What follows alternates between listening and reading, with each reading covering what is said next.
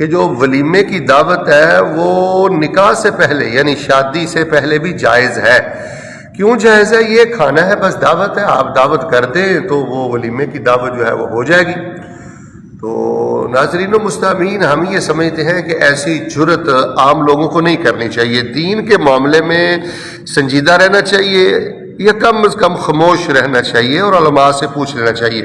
سب سے پہلی بات اس حوالے سے اچھی طرح سمجھ لیں کہ جو دعوت ولیمہ ہے یہ فرض ہے۔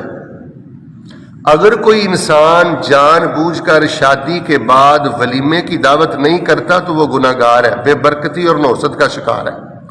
دوسری بات یہ ہے کہ اس میں بکرا ذبح کرنا ضروری نہیں ہے، صنفہ صنف کے کھانے ضروری نہیں ہے۔ آپ بے شک کھجوریں کھلا دیں، آپ بے شک پھل کھلا دیں، آپ بے شک چاول کھلا دیں جو آپ کے لیے میسر ہے۔ اور تیسری اور اہم ترین بات یہ ہے کہ دعوت ولیمہ میں ہم دنیا داروں کو بلاتے ہیں زیادہ شوق سے کہ وہ کچھ دے کر جائیں گے، نہیں، ایسے نہیں کرنا چاہیے۔ رسول پاک علیہ السلام فرماتے ہیں وہ ولیمے کی دعوت سب سے بری دعوت ہے جس میں غرباء کو دعوت نہ دی جائے، نیک لوگوں کو دعوت نہ دی جائے۔